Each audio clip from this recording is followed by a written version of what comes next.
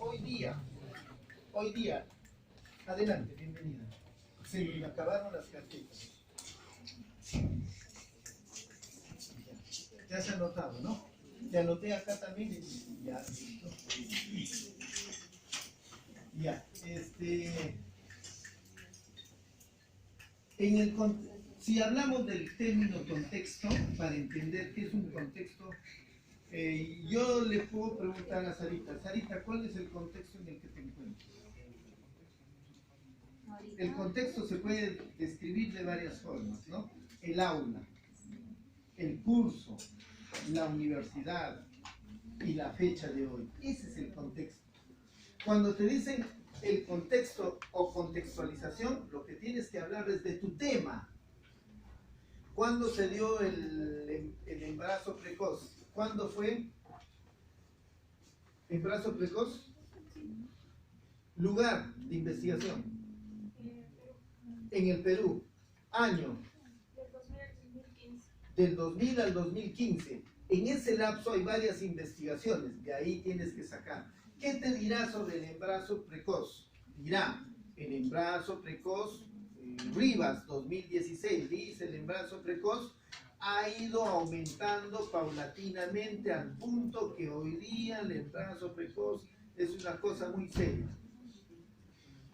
Torres 2017 dice que el embarazo precoz se da, explica que se da sobre todo en países como Perú, se dan más frecuentemente. Está hablando del tema mismo, dentro de su contexto temporal, o sea, dentro del 2015, del 2000 al 2015. Y en el lugar, está hablando del Perú, está hablando del tiempo. Y eso también puede entenderse, como dice su compañera, como subtemas. Todavía no estás resolviendo los factores, las consecuencias o causas que estás investigando. ¿Eso dónde va a ir? En el cuerpo. Muy bien. En el cuerpo, cuando lleguemos al cuerpo, ahí explicaremos si son, cuántas causas son y las explicaremos porque esa es la hipótesis misma. Eso es lo que nos está guiando. En esta parte que dice contextualización, también en otros autores, otros docentes, dicen problematización. ¿Cómo está el problema? ¿Cómo se está dando en esa época y en ese año que he señalado? ¿Me pondré a hablar sobre el embarazo precoz en la prehistoria? No. ¿En Mesopotamia? No nos interesa porque no viene al caso. Pero sí tengo que hablar del embarazo precoz en el Perú entre los años 2000 al 2015 y qué ha pasado. Hay varias cosas que han pasado. ¿Qué pueden encontrar? Por ejemplo, pueden encontrar cifras. En el 2000 hubo tantos, en el 2001 tantos. 2, 3, 14, 15. Cada uno tiene sus cifras. Y eso te proporciona un autor. Ya tienes una ficha. La otra ficha, ¿de qué te puede hablar? De la evolución, porcentajes de repente. Porque muchas de las investigaciones vienen con estudios estadísticos. Y vale poner esos estudios estadísticos para ver cómo evoluciona. En el caso del feminicidio, que están investigando varios grupos, ¿qué está ocurriendo? ¿Se ha detenido el feminicidio con las marchas, leyes que se han sacado? Es preocupante lo que está ocurriendo, no es preocupante, está aumentando. Si estás hablando del feminicidio en ese momento, ¿te pondrás a hablar del feminicidio en los años 70, 60? Les decía, en los años 60, 70 el feminicidio no existía ni siquiera como conceptualizado. Estaba ahí en el diccionario, pero había preocupación por investigar. No, en el año, incluso hasta el año 90, hasta los 90, si el esposo pegaba a la esposa dentro de su casa, nadie podía meterse. Hay un caso muy particular, ¿no?, que he explicado varias veces. El jugador Joaquín Flores jugó por la selección, ha jugado por el Boys, en la U, en los años 90. Joaquín Flores estaba masacrando a su esposa en el edificio donde vivía. Y su vecino, que estaba en el piso superior, era un policía. Bajó a defender a la esposa, que gritaba horrorosamente, ¿no? rompió la puerta y entró y Cuquín Flores es más atrevido, es un chico del Callao, así ha crecido en las calles, lo abolló al periodista, lo chancó, lo revolcó, lo reventó y encima lo denunció y su esposa de Cuquín y los dos denunciaron al policía y el policía salió perjudicado. Los años 90. Y la justicia no podía hacer nada contra Cuquín. Pero ¿qué pasaría hoy día si eso vuelve a ocurrir? No tengo tiempo, y anota que hay algunas cosas.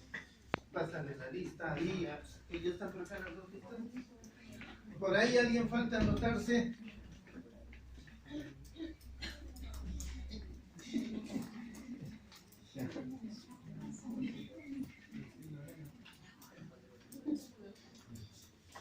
Entonces, hay temas que han ido definiéndose y saliendo de un campo especial. Por ejemplo, el feminicidio o los problemas de agresión y violencia contra la mujer en el hogar era un tema privado. Ese tema privado, gracias al movimiento femenino, feminista, ha roto ese ámbito privado que era el hogar, y hoy día si alguien golpea a una mujer y tú entras y defiendes a la mujer, no te va a caer la pena, ya no te van a meter a la cárcel, etc. El feminicidio ha cobrado fuerza. Entonces, no voy a hablar del feminicidio en los años 80, por ejemplo. No hay investigaciones sobre eso. ¿Estaría dentro del contexto hablar del feminicidio en los años 80? Voy a tener que buscar casos de repente para hablar de eso, pero con un concepto del siglo XXI.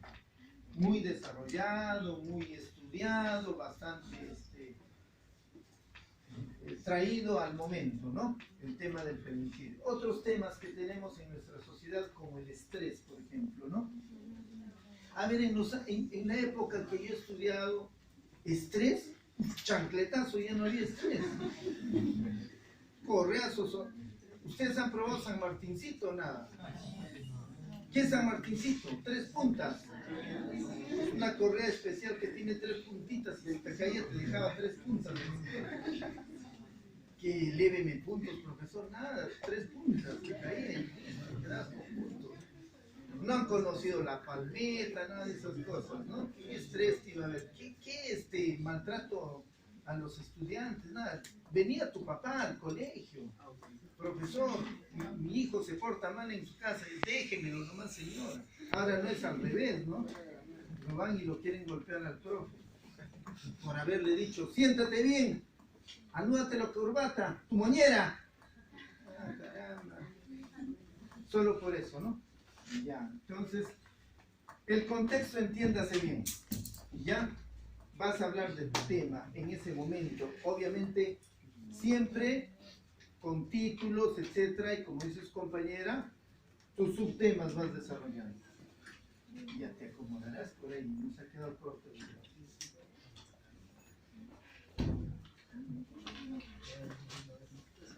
Justificación, han hecho su justificación todos, ¿no? Vamos a ver cómo está la justificación. A ver, los chicos que no son de mi salón, si tienen su copia de justificación, ¿tienes a la mano tu justificación? Ustedes, justificación a la mano, la redacción de su justificación. Los que no son de mi grupo, ya. A ver, vamos a ver, ¿cómo redactas tu justificación? A ver, alguien que se acuerde de su justificación. Es el por qué realizas la investigación. ¿Por qué haces la investigación? ¿Para qué sirve tu investigación? Acá lo que estamos haciendo es solo la justificación práctica, ya, porque existen hasta 6 tipos de justificación en el mundo académico. Por ejemplo, existe la justificación metodológica, la justificación teórica. Hay quienes crean teorías mediante su investigación o cambian y rechazan una nueva teoría. Se rechaza la teoría anterior y se crea una nueva teoría, y la justificación teórica es lo que pesa en esa investigación. Metodológicamente, hay investigaciones que proporcionan, por ejemplo, encuestas, cuestionarios, Esos son herramientas, instrumentos de investigación. Y lo que pesa en esa investigación es la justificación metodológica. En el caso de ustedes, si queremos hablar de una justificación teórica, lo que están haciendo ustedes únicamente es apoyar definiciones, conceptos o teorías. Por ejemplo, hay un grupo que está investigando, entre mis grupos, está investigando esterilizaciones masivas en el año 1994 en el gobierno de Fujimori. ¿De dónde vienen las esterilizaciones masivas y por qué se aplican las esterilizaciones? ¿Por qué se aplican las esterilizaciones? ¿Para qué esterilizar a la gente? Controlar las tasas de natalidad. Controlar las tasas de natalidad. Claro. Pero viene de una teoría. Quienes aplican ya se lo han pensado. Dicen, donde hay pocos recursos económicos, etcétera, tecnológicos, etcétera, etcétera, y la población crece, ¿cómo hacer que alcance los recursos? Controlando la tasa de natalidad o la población o el crecimiento de la población. ¿Quién ha visto Avenger? Ya todos los que han visto Avenger. ¿En qué terminó? La mitad de la humanidad desapareció del universo. ¿Por qué? Porque no hay recursos, ¿no? ¿Quién hizo desaparecer a la mitad del universo? Thanos. ¿Y por qué hizo desaparecer a la mitad del universo? Porque no hay recursos. Eso se llama malthusianismo. Y es una teoría, ¿no? Ernest Malthus plantea la teoría del control de la población para que pueda alcanzar los recursos. Ya, entonces, quienes están investigando este tema de las esterilizaciones deben saber que quienes han impulsado esa política de Estado en ese momento tenían por lo menos algo de idea sobre eso, saben lo que están haciendo. Entonces, ¿qué van a hacer mediante su investigación? Validar una vez más la teoría de Malthus, apoyarlo.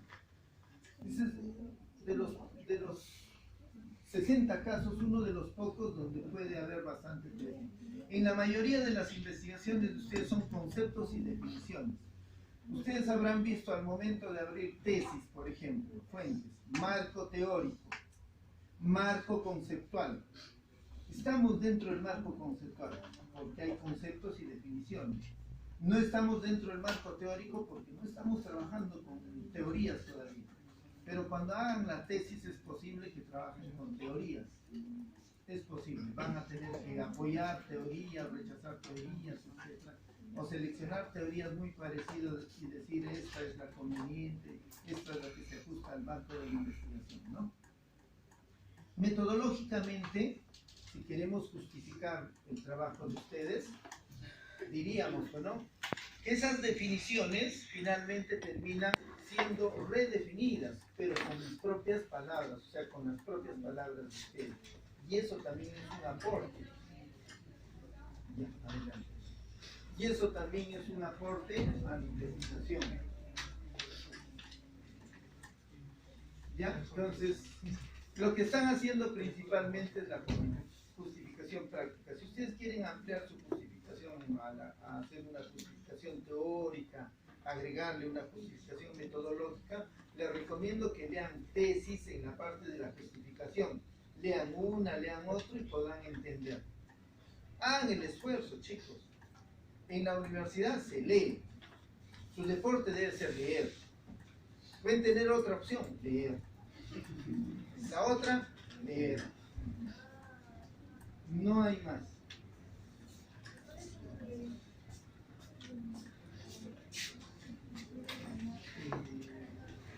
Estaba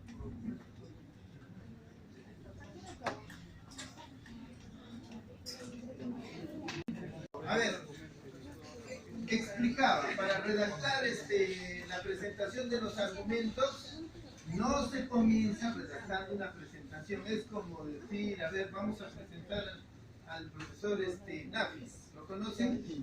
No. Nafis Roque Roca se llama. Es el coordinador de humanidades, ¿ya? Pero él no está. ¿Cómo lo presento si él no está? Allá. Tiene que estar por cuerpo. Para que haga la presentación de un cuerpo, primero el cuerpo tiene que estar. ¿En forma de qué? En forma de fichas.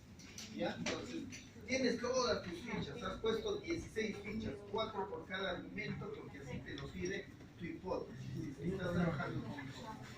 Entonces, 4 fichas por cada argumento. Tienes 16. Lees y dirás, pues, ¿no? A continuación vamos a dar respuesta a la hipótesis mediante las fuentes de investigación traducidas en citas textuales, el parafraseo, etc. Eso es tu inspiración. ¿Cómo presentas esto y el contenido mismo de lo que tienes? ¿Ya? Luego dice cada argumento. ¿Qué es un argumento? Pregunto, ¿qué es un argumento?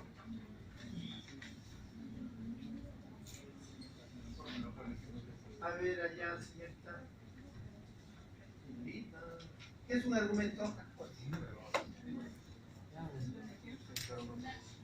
Es sustentar, validar algo, darle valor a algo. ¿Ya?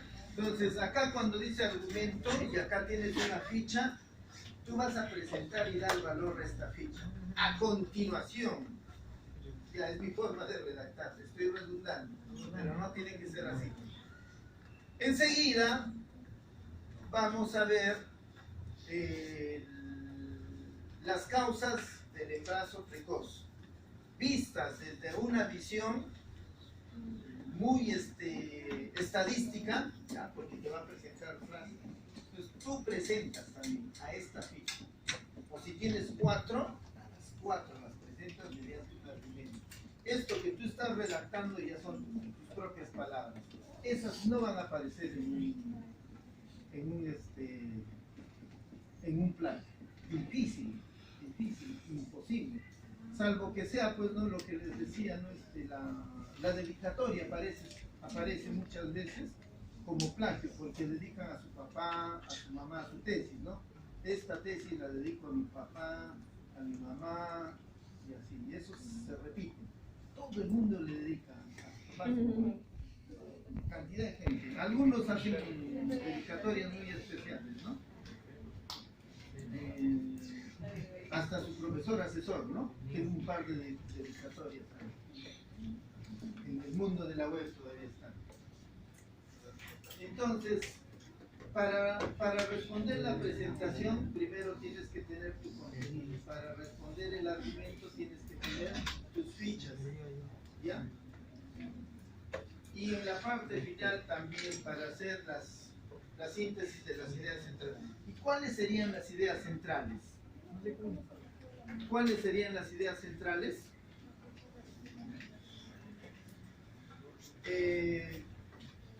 A ver, tema de investigación.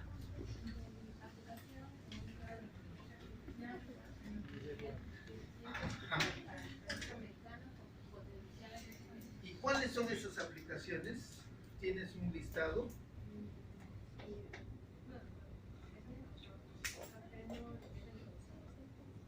Ya, a ver, otra hipótesis para que nos ayude a ver. ¿Qué hipótesis cuál es? Ah, no trabajas con hipótesis. ¿Trabajas con hipótesis? ¿Cuál es tu hipótesis, por favor?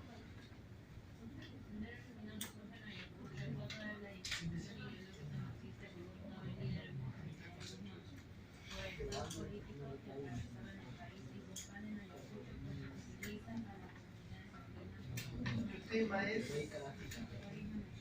en el año 1982-1984, 80-90. Hay otro grupo que está haciendo del 92 al 84. Ya, entonces, un listado de tu propuesta de hipótesis. Ya, nuevamente, claro y en voz alta. Sendero Luminoso surge en Ayacucho a causa de la discusión ideológica marxista que realizaba el líder Abimael Guzmán por el caos político que atravesaba el país. Ya, ahí. Discusión ideológica. tu primera idea, ya contamos que ya estamos dando respuesta. Discusión ideológica. Has puesto como título. Siguiente idea. Caos. Conectados, ¿ah? Caos político, ¿no? Ya, la siguiente idea es el caos político. Atiendan, ¿ah? Entonces, vas a responder abajo en la síntesis de las ideas centrales. Estas son tus ideas centrales. Estas son tus ideas centrales. ¿Y cómo respondes? Con el contenido de las fichas. Pero no vas a responder ampliamente, sino sintéticamente. En 1, 2 o 3 líneas. Suficiente. 3 líneas es bastante. Ahí está la capacidad de síntesis.